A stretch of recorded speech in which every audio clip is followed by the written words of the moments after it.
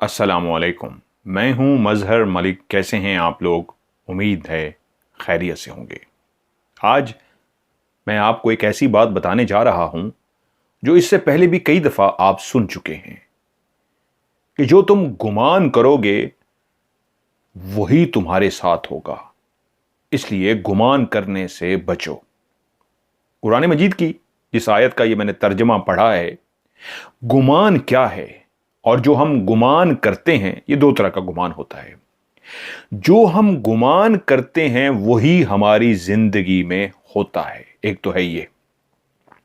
अब बहुत ज्यादा लोगों को इस बात का पता ही नहीं है कि वो अनजाने में इस तरह का गुमान करते रहते हैं कि अगली जिंदगी में फिर वही उनके साथ होना शुरू हो जाता है। जैसे कि मैं आपको पहले भी बता चुका हूं, 10 to 15, 10 से 15% पहले से लिखा हुआ नसीब है।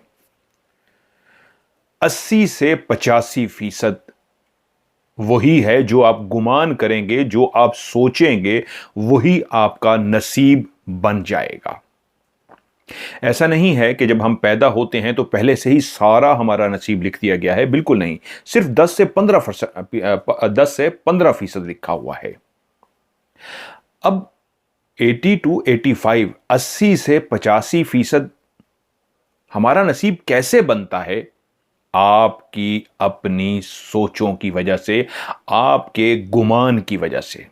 और आज की इस वीडियो में मैं आपको डिटेल से समझाता हूं साइंस ने इस गुमान को कैसे एक्सप्लेन किया है। और अगर आपको यह गुमान करना समझ आ जाए तो यकीन मानिए आप अगली तमाम जिंदगी जितनी भी आपकी रह गई है उसको बदल देंगे। जो लोग मेरे से मीटिंग बुक करवाते हैं, उनके साथ 2 घंटे बैठ के जो मैं बातें करता हूं तो असल में उनके गुमान को बदलने की कोशिश करता हूं। उनको इसी पॉइंट की समझाने की कोशिश करता हूं कि अपना ऑरा कैसे मजबूत करना है और कैसे गुमान करना है। साइंस कहती है जब हम सुबह सुबह सो के उठते हैं तो हमारे दिमाग की फ्रिक्वेंसी मुकम्मल होती है, जिसको हम बोलते हैं 14 to 28 गीगाहर्ट्ज। 14 से 28 गीगाहर्ट्ज तक पूरी हमारी दिमाग की फ्रिक्वेंसी फ्रेश होती है और उस वक्त हम कॉन्शियस के साथ होते हैं, जिसको उर्दू में कहते हैं शऊर के साथ हम जाग चुके होते हैं। इस वक्त भी आप मेरी वीडियो जिस वक्त देख रहे हैं, आप शऊर के साथ देख रहे हैं और आप इस वक्त दिमाग की उस फुल फ्रिक्वेंसी को इस्तेमाल कर रहे हैं, 14 से 28 गीगाहर्ट्ज को। और जब भी आप अपने दिमाग की फ्रिक्वेंसी 14 से 28 गीगाहर्ट्ज को इस्तेमाल करते हैं तो इसको कहा जाता है बीटा स्टेट ऑफ माइंड। और उस वक्त आपके जिस्म से जो लहरें निकलती हैं उनको कहते हैं बीटा वेव्स।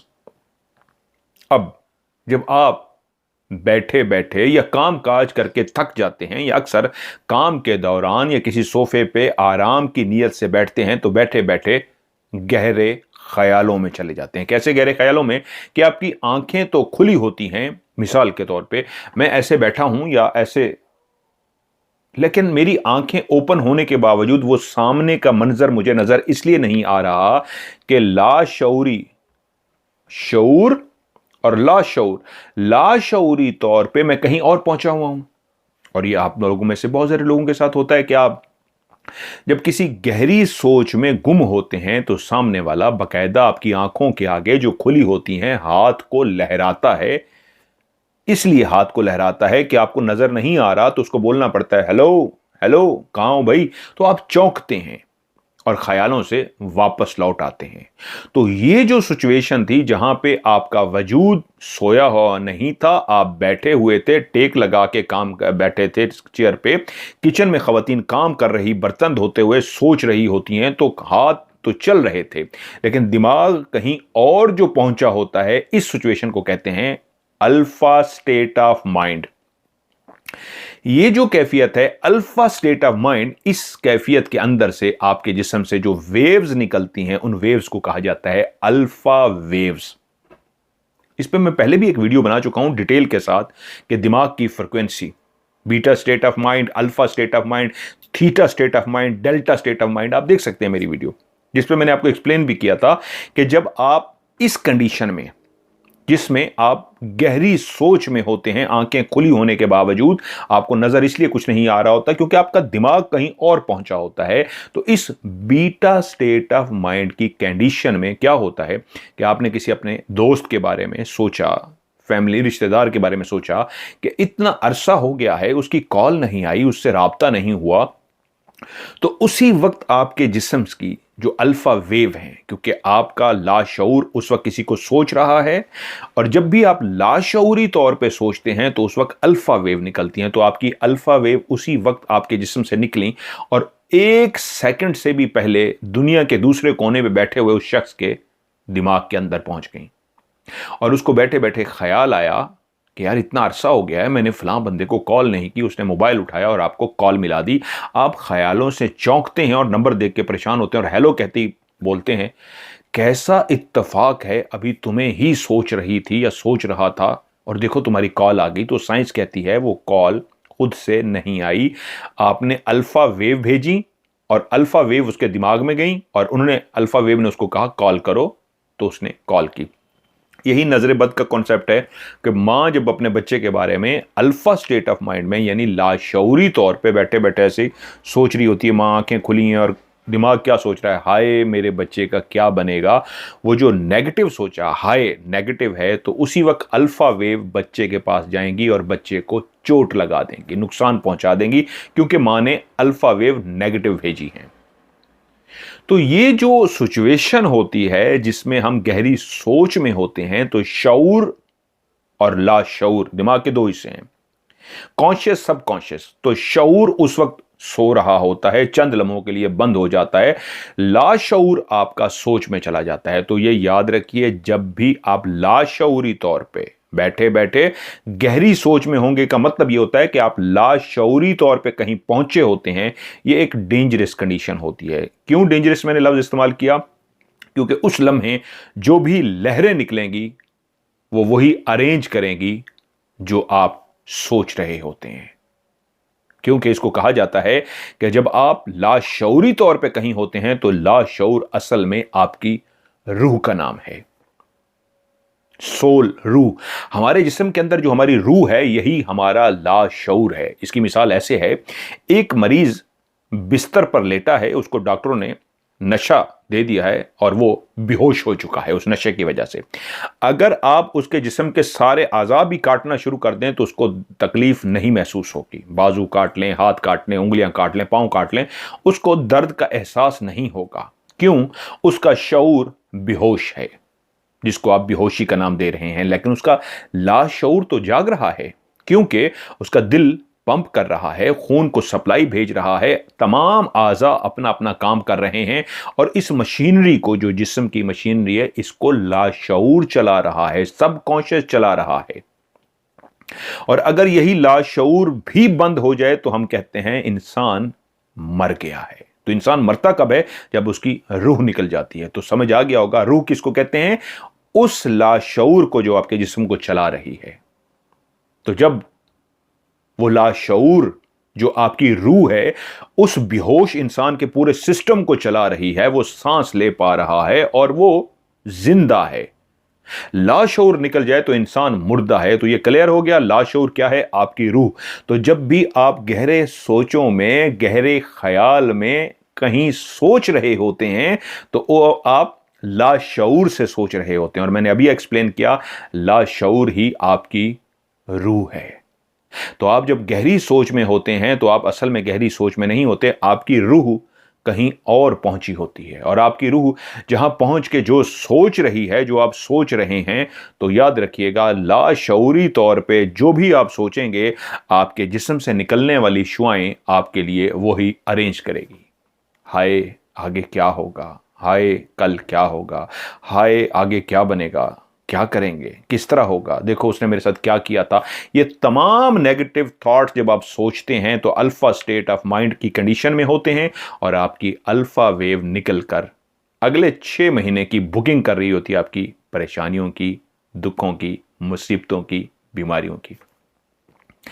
इसी को ही कहते हैं गुमान करना। जब आप गहरी सोच में, तखय्युल में, अल्फा स्टेट ऑफ माइंड में लाशऊरी तौर पे काम करते हुए चलते फिरते किसी भी वक्त ऐसे दिमाग कहीं और जो पहुंचा होता है, इसी कंडीशन को ही गुमान करना कहते हैं। तो आप लोग अभी बैठ के सोचिए कि आप जब भी गहरी सोच में होते हैं आप क्या गुमान करते हैं। एक सरसरी सोचना है, मतलब ऐसे हालत में जिसको बीटा स्टेट ऑफ माइंड कहते हैं कि अभी हम शऊरी तौर पे आप मेरी वीडियो देख रहे हैं, मैं वीडियो रिकॉर्ड कर रहा हूं, ये एक शऊरी कंडीशन है। शऊरी कंडीशन में भी आप सोचते हैं यार क्या करें, अब कैसे होगा, ये शऊरी कंडीशन है, इससे कुछ भी नहीं होगा। लाशऊरी कंडीशन है अल्फा स्टेट ऑफ माइंड। जब आप गहरे तखय्युल में हैं, किसी गहरी सोच में हैं, उस समय आप जो सोचेंगे वो 100% होगा, क्योंकि होता ही उसी से है, अल्फा वेव से। इस वक्त मैं जो बोल रहा हूं मेरी बीटा वेव्स निकल रही हैं, आप वीडियो देख रहे हैं, शऊर के साथ, कॉन्शियस के साथ बीटा वेव्स निकल रही हैं। कुछ नहीं होगा बीटा वेव से। जब भी अल्फा वेव निकलेंगी, और अल्फा वेव निकलती हैं तखय्युल में, जब आप ख्यालात में होते हैं, जब गहरी सोचों में गुम होते हैं, उस कैफियत में आप, मैंने अभी आपको एक्सप्लेन किया, लाशऊरी तौर पे कहीं और पहुंचे होते हैं। और लाशऊर असल में आपकी रूह है। तो रूहानी रूह से आप जो कुछ भी सोचते हैं जिंदगी में वही आपके साथ होता है। इसी को ही गुमान करना कहते हैं। तो इस बात को आज जो भी समझ लेगा कि जब भी ख्यालों में जाए नेगेटिव नहीं सोचना, पॉजिटिव सोचना है।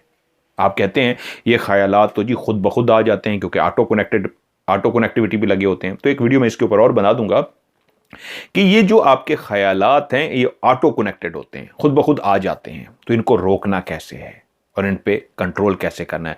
फिलहाल मेरी आज इसी वीडियो को अगर आपको समझ आ गई है तो ये याद रखिए, आज के बाद जब भी ख्याल आने लगे तो अपने आप को झटक देना है या बुरे ख्यालात को नहीं सोचना।